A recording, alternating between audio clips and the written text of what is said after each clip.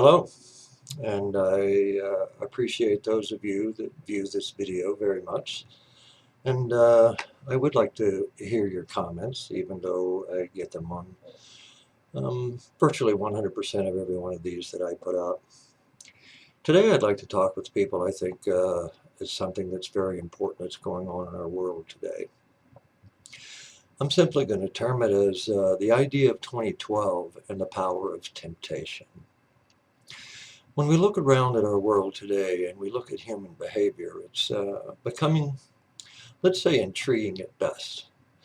When we look at the ideas of what happened in Aurora, Colorado, and what we saw that happened in Wisconsin and the attack on the Sikh temple, today's topic I want to talk with people about the idea of temptation, the idea of something that's been around for millennia now. And it's basically been termed as the war between the forces of light and darkness. But when we look at the outer world, we can say that that we see what people are doing, whether it's in our country or places like Syria or in a multitude of places around our world. There seems to be discontent in human being, and it's understandable as to why to a great extent. But what we don't understand about this idea of the war between the forces of light and darkness is that is going on inside each and every one of us today. And most people are carrying out what they're tempted to do. One of the things that I've shared with people for years now is the idea of be very aware of what you're tempted to do, because if that temptation gains too much power, you indeed will do it, even if it's something totally out of character of you. Why are we doing that? Let's take a look at some simple things that to me I think are very obvious. Let's look at the idea of deceit and deception. You share with me or you comment to me where there is one honest politician out there. Yes, there might be a few, but when we look at those that are running for the greater offices, are they being upfront and candid with every person out there? The answer is, at least from my perspective, is highly doubtful. Look, when it comes to the idea of deceit and deception, if somebody offers you a deceptive statement and it sounds good to you and is palatable to you, then you will actually believe it as the truth. Well, what if it isn't? You see, today I think we're faced with the idea of truth being light and deception or deceit, which is darkness. Do you deceive yourself? I think a lot of people do. Why? Look at the way that we live today. You see, to me, the power of temptation is becoming so powerful within people, it's shifting and changing our behavior. When we look at the idea of temptation, people are, as I already said to you, people are doing things today that they're just absolutely not known to do. People robbing banks that have never done that. Why are they doing it? Do they need the money? No, I think the temptation was there. I heard a story about an attorney that had defended criminals most of his life in the state of North Carolina. And one day, this was a deacon of a church, an upstanding man in his community, and he walked into a bank and robbed it. Of course, today he's in prison. Why? He was tempted to do it. You see, in the idea of 2012, people talk about the idea of the end of the world. I'm 99% certain that that's not going to happen. And I'm not going to talk about that in this video as to why, but that's baloney. Even if you look at the biblical text and the idea of revelation, revelation just means to be revealed. What is hidden will be seen. Even the Maya say that. And the reason I'm putting it in that terminology is because whoever you are inside can no longer be hidden. The truth of who every individual is actually coming out. If you're a deceptive person, you can no longer hide it. If you have criminal tendencies, you can no longer hide it. If you have the tendency to want to shoot people, you can no longer hide it. You're going to do it. You see, that's that war between the forces of light and darkness. That's something we're seeing taking place every day. If you have anger embedded in you, if you have any level of, let's say, anything other than truth, it has to come out. Why is that? Because you see, in the idea of 2012, it's actually the concept of a shift of polarities. What is that? It essentially means, you could say in a sense, that two poles of a battery, whatever is your positive pole and whatever is the negative pole, could indeed 100% change positions. When we look at ancient prophecy says that we will go from a patriarchal society into a matriarchal society. What does that mean? Does that mean women will take over the power? Hey, the men have had it for the last several thousand years, and what have we done with it? I don't think it's in the positive interest of humankind. So if the women can do a better job, ladies, have at it. But I don't think that's actually what those prophecies mean. What they mean is in the sense of matriarchal. Right brain is matriarchal. Emotions, feelings, or heart center, that's matriarchal. Left brain, logic, that's patriarchal. And right now, those forces of light and darkness are actually taking place within each human being. Why is it doing that? What if its sole purpose, pardon my pun, is to clear all forms of negativity from within us so that we can actually live our birthright, as all ancient prophecy has tend to say to us, that we are divine creatures, but do we live in a divine manner? So many people say to me, and I have for years, but in the idea of creation, evil came with it. The devil is doing all that. No, it's not. Even if you look at the word evil, it's just live spelled backwards. The word devil is lived spelled backwards. That's all that is. If you look at the one of the most ancient texts in the world, when we look at the idea of the devil or Satan, it's clearly defined as the human ego. Even evil is a human concept. It's not a divine concept. That did not ever come in with creation. So we can say in a way that our world is going through a cleansing. Each individual out there is going through a cleansing right now. We are all in the middle of that washing machine or that dishwasher, having our internal natures being cleared out. But for it to be cleared out, we have to get rid of all of this negative stuff that we're carrying around within us. And besides, in my last video, I talked about judgment. Negativity and even positivity is nothing more or less than a judgment. Even the idea of evil is nothing more than a judgment. It's what each of us place on the outer world without ever looking at our own selves first. So my first suggestion is take a look at you first. What are you tempted to do? Be aware of it. Work with it. And don't carry it out because you don't have to. You see, we have that power of choice where we can choose between the positive side of being and we can choose between the evil or negative side of being. I talk about that quite a bit in one of my newest books, A Metaphysical Interpretation of the Bible. And that's that all of our lives come down to a choice. And the idea of 2012 is flushing every single human being out. When we look at our politicians today and we listen to them, aren't they deceptive? They can no longer hide that. If a person is a chronic liar, you can no longer hide that. That's going to become seen in the outer world. It has to be seen first before it can ever be removed. It has to be seen before it can ever be understood. You see, we have the power of choice. We've been given that. Since the day we came into this world. And today, that power of choice is being shaded and jaded and shaped by the idea of the shifting of our magnetic fields.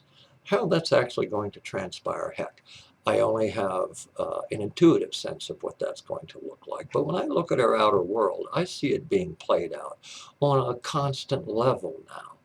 Daily, we're seeing people doing some of the most absurd, unhuman things that any of us could ever conjure or even think of.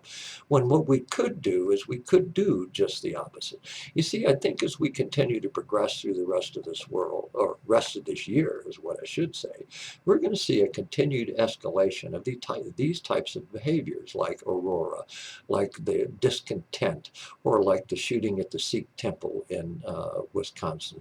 We're going to see more and more of that being played out within us. And so we can all ultimately address ourselves for who we are and for what we represent. And I ask you, what is it that you represent? What is it that you stand for in your life? If you could be that divine creature, why wouldn't you choose it? Is money all that important? Is a level of the sense of success all that important? Or is that just another one of those illusions that we've all been indoctrinated into, the idea that we have to follow? Well, that's up to you. But you know what? I know that to an extent that the idea of 2012 is something that happens not just now. It happens roughly every 25,000 years, and that can be tracked historically. We have global warming 25,000 years ago, 75,000 years ago, 100,000 years ago. You got to ask yourself, what were they doing then? What were they driving then? The truth is we don't know and we may never know. But the truth is, today, right now, we all have an impact. We are all impacting each other in our behavior. So if you have any darkness within you, it would be my simple suggestion that you address it instead of taking it out on everybody else. Besides, like Buddha said over 2,500 years ago, does hate get rid of hate? It never has. It didn't then, and it isn't now. Does anger get rid of anger? Does frustration get rid of frustration? Does your personal involvement in the outer world control your life? The truth is, yes, for the vast majority of people, that is true. Yet the real truth is if you ever want to find peace, that peace must come from within you. Nothing outside of you is ever going to give anybody any peace, any long-term joy, or any permanent level of happiness. Not only that, it's not even going to give you your divine nature. You see, to me, the physical, material outer world was designed simply as a teacher to nudge us down that path to divine being. And in the way things are in our world today, we're being shown what we all have collectively become. And here's the interesting thing. In the twinkling of an eye, we can change that. We can change that. We can change the way that we interact with each other. We can give each person that we meet the best that we are. We can give them compassion. We don't have to give them our judgment. We don't have to give them our anger. We don't have to give them our violence. As this world becomes so self-centered that the individual human really doesn't matter anymore, actually, sad to say, it would appear so. But the truth is, this is a process of transformation. And for us to transform, we have to be cleansed internally. And because we as individuals on a collective sense won't do it, because it's the outer world's responsibility, it's my government's responsibility, it's that government's responsibility, it's my job, it's my bank account. No, you are responsible for it. You, like I, am responsible for me, my behavior, how I interact with people. It's always my desire to assist people in bringing out the best in who they are and everything that they do, not the worst. You see, that war of the forces of light and darkness has been around for millennia. This is not a new concept. It's all in how you do it, all in how you handle you. Take a look at the symbol of yin and yang, thousands of year old idea. There's the dark side, there's the white side. There's those forces of light and darkness. Right now, it would appear to a greater extent that that dark side is overpowering the light side. No, it's not, because the light side is going to win, and it always has if there's anything to win. And when you look at that symbol of yin and yang, very few people notice that thin red line that travels down the center of the dark and the light side. That's the center path. You see, the dark side is a negative polarity. The light side is a positive polarity. And the object is to stand in between those two. And what we're doing today is not. We're jumping back and forth from one side to the other, one side to the other. But you see, the power of temptation as it becomes so strong in people that they're getting to the point where they can no longer resist it. I talked with you about the guy in North Carolina. Look at the guy in Aurora, Colorado. Until that time, he had no record. But boy, did he plan that sucker out to a T. So did the same person do that in Wisconsin. How much more are we going to do in this manner to perpetrate on each other until we learn to realize that it is us, the individual, that are releasing our dark side on the light side of humankind? I don't know if that's the best way to do it, but you do it in however it is that you choose. But understand something. That power of temptation is becoming stronger with each tick of the clock, as each day progresses, as each month progresses. That power of temptation is going to get stronger and stronger and stronger until you will be overpowered by it, and the odds are that you're probably going to end up carrying it out. My suggestion to you is if we're going to go into a matriarchal society, learn to live through your heart. That heart offers compassion, kindness, gentleness, sharing. Step away from only that logical side. I remember when I was a kid, I was always told, whether it was in school or whether by my dad, think about it, think about it, think it through, figure it out, figure it out. Figure out what?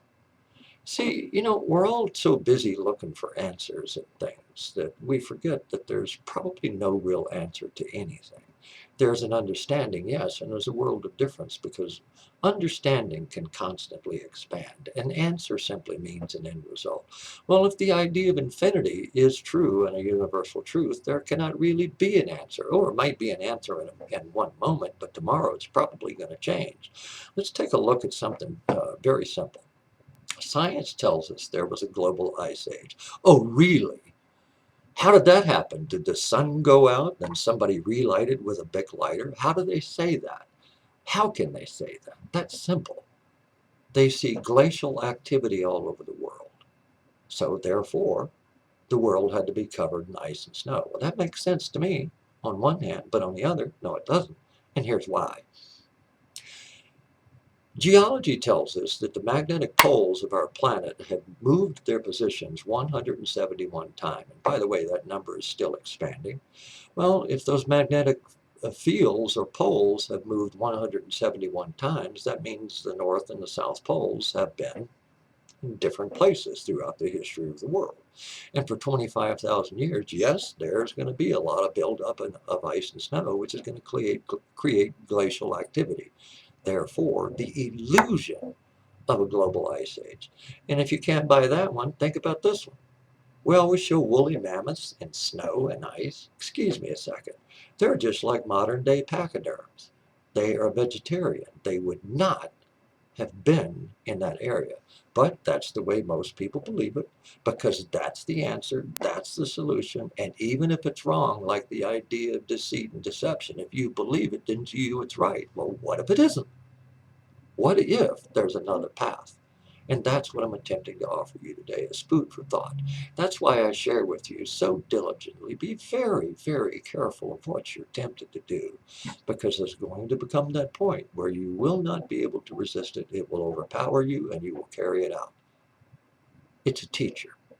It's to teach you the power and the value of the individual so that we can graduate. It would be wonderful if this whole world became what it was intended to be in the first place, a place of divine creatures, a place of divine being. We all have it. Christ himself said, even the least among you may do these things and greater may you do. God theoretically in the book of Genesis says this, now you are just like me. And what do we do with it? All too often I hear, whether it's on commercials or the media, that it's not a perfect world. Really? Then that means in the idea of creation, creation was flawed in the first place. To me, that's a human judgmental, subjective opinion. Why isn't it a perfect world? Because we don't agree with it. Well, if you don't agree with it, then, like Gandhi said, become the change that you wish the world to be. It's not all that hard. Yes, we have to still live in this material reality. That's what the Christ meant when he said something as simple as, I am in this world, but I am not of it. We can all be in this world, but we don't have to be a part of the idea of material reality. Yes, we live in it. It's our teacher. Physical being is the teacher of higher consciousness, if we were to utilize it in that way. So you see, as long as this war of the forces of light and darkness continue, and we succumb to it, that means we're going to succumb to the light side or we're going to succumb to the dark side. Either way, we're succumbing to something, which is basically saying we're not in control and we're not living the purpose we were put here to do. We're living something other than. Why? Because of the power of temptation. You see, the idea of 2012 is about cleansing us, and it's about cleansing this world. So why don't you simply allow it to happen? Always address yourself, not other people. When we place blame, we're not owning any level of personal responsibility. If something else is doing, I didn't do it. Yes, you did. You were a part of it. There's something interesting about life. Wherever you go, which is the fourth principle of karma, by the way, which is one of my other newest books, the 12 Sacred Principles of Karma, wherever you go, there you are. You are the common thread in every event in your life. You, like I. And if you're going to be an active participant, then be that common thread. Don't deny you. Don't deny any aspect of you. If you know you manipulate people, why don't you just stop doing it? Why do you manipulate? Are you afraid to be yourself? Are you afraid to ask in a truthful sense? Wherever there is deception, there's always truth. Which do we choose? Here's the funny thing. If you're going to tell a person a lie, before you can lie, you have to think of what the truth is in the first place. That way you know what to lie about. But as long as your mind is on the truth, why don't you just go ahead and share it? I know as a kid that if I ever told my dad the truth, I was about to get my butt kicked. I mean, literally. The guy was brutal. And for a period of time in my life, I had learned to lie so I wouldn't get my butt kicked. But here's the interesting thing. That changed. That changed. Today, even if somebody gets angry at me, I'm still going to tell you the truth. If it's something I did, I'm going to own it. If it's something I'm about, I'm going to own it. Because after all, it is me. And you know what? We cannot deny ourselves. We may, in the emotional sense, we may hide that. But I got news for you. There's a period of time coming in this year that what you are in the emotional sense is going to be shown. You can no longer hide it. What you're thinking about, the same thing. You're no longer going to be able to hide it. Why? Because those forces of light, as every ancient text, from the Maya to the Vedas to even the book of Revelation is saying, truth is the ultimate state. Live in truth. Don't be tempted by anything. In that truth, you will find yourself, which is why earlier videos that I've done on here is literally titled The Truth of You. It's about who we are, what we're about as people. Ladies and gentlemen, this is the conclusion of my short dissertation today. I hope you really listen to it and consider some of the ideas that were being offered. Just simply be yourself. Don't allow negativity to be your dominant source. Evil is a human concept. If you wish to perpetrate that, then you're just simply an evil human. It's not a divine creation. It's your choice. It's your choosing. Nobody made you do it. There's nothing out there worth being that tempted over. There's a lot of things that can bring enjoyment and happiness, and one of those is the potential of you being fully who you are. I invite you to visit my website at www.hairfield, that's HAIRFIELD.com. And if you really want to awaken to the truth of yourself, pick up one of my newest books, uh, either the 12 Sacred Principles of Karma or a metaphysical interpretation of the Bible. A metaphysical interpretation of the Bible is more about what dogma and indoctrination have done. So it's your choice. Become the greatest human that you can be. That will set you free. I do enjoy hearing from people. If you have questions, you can email me at stephen@hairfield.com. I also have a radio show that I do every Wednesday at 6:30 Pacific Time on Blog Talk Radio. It's called Aware. Listen in. We have some great subjects and things that we like to talk with people about on the idea of life, living, and being the truth of you. So remember, 2012 is about cleansing us all of all levels of negativity so that we can have a world that all of us can live in and share, no matter what path that you walk. Shanti Satyam, in Hindi, that means peaceful truth. So journey on that. Thank you so much. I appreciate all of the followers and comments that I do have. Thank you. Have a great day.